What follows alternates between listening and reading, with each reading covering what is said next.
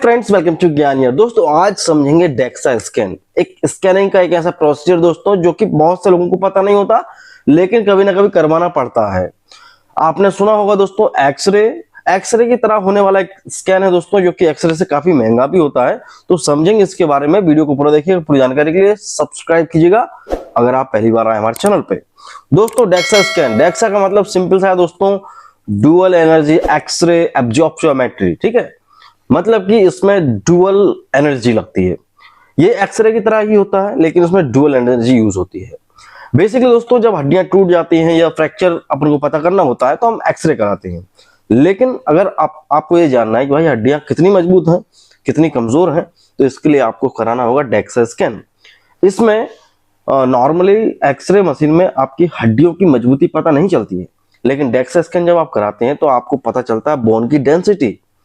ठीक है ना। जिस व्यक्ति को ऑस्टियोपोरोसिस हो गया है या लग रहा है डॉक्टर को भाई इसको ऑस्टियोपोरोसिस हो सकता है, तो उसके लिए डॉक्टर लिख कर देता है कि आप डेक्सा स्कैन कराएं।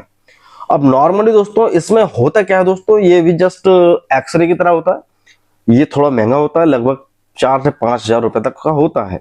अलग अलग पैथोलॉजीज की अलग अलग जो रेडियोलॉजी है वहां की अलग अलग कीमत हो सकती है। लेकिन ये रेडियोलॉजी का टेस्ट तो है, लेकिन इसमें कोई ऐसा कोई विकिरण कह सकते हैं, इसमें कोई रेज नहीं होती है ज्यादा खतरनाक कि आपको नुकसान पहुंचा सके। फिर भी आपको मेटल की चीजें लेकर नहीं जाना है। जब आप जांच कराने जाएंगे आपको नॉर्मली लेट जाना है। आपको किसी तरह का कोई इंजेक्शन नहीं लगाया जाता है। और अगर आप प्रेग्नेंट हैं तो आपको डॉक्टर को पहले ही बताना होगा।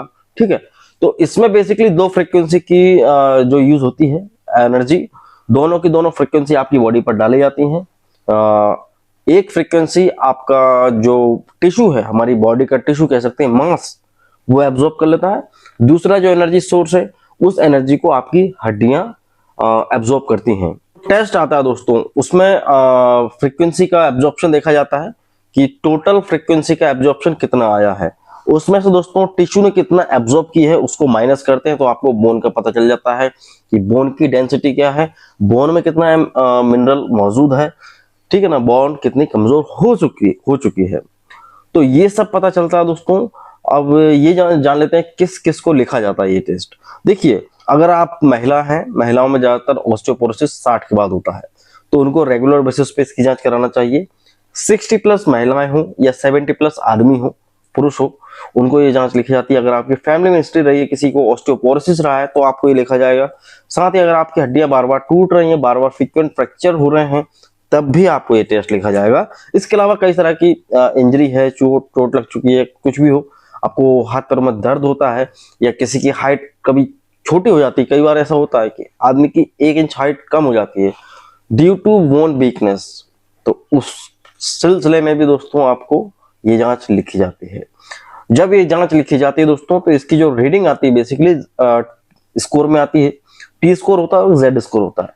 टी स्कोर बेसिकली ये है कि आपकी जो जांच आएगी उसको कंपेयर किया जाएगा एक यंग एडल्ट के स्कोर से कि वो कितना आ रहा है, उससे तुलना की जाएगी। एक जेड स्कोर होता है दोस्तों, उस स्कोर का काम यह है कि आपकी ही उम्र के दूसरे व्यक्ति से इसको कंपेयर किया जाता है और ये स्कोर आपको दिए जाते हैं। नॉर्मली अगर देखा जाए तो टी स्कोर को ज्यादा देखा जाता है, और टी स्कोर आपका लगभग -1 से थोड़ा ज्यादा होना चाहिए। अगर इससे कम होगा तो भी आप रिस्की कहलाते हैं, और ज्यादा होगा तो भी।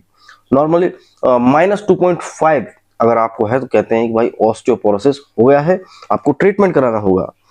तो ये है डेक्सा स्कैन। आई होप आप समझ गए होंगे। नॉर्मली एक्सरे की तरह होता है, लेकिन इसमें एक्सरेज का इस्तेमाल तो होता है, लेकिन डुअल एनर्जी सोर्स के द्वारा होता है। और ये एक बहुत अच्छा टेस्ट है, और WHO ने भी इसको बेस्ट टेस्ट बताया है ऑस्टियोपोरोसिस के मरीजों के लिए। आई होप समझ गए। तो वीडियो अच्छा लगा लाइक कीजिएगा, चैनल पे पहली बार आए चैनल को लाइक कीजिएगा, सब्सक्राइब कीजिएगा। मिलते हैं अगले वीडियो में। जय हिंद, वंदे मातरम।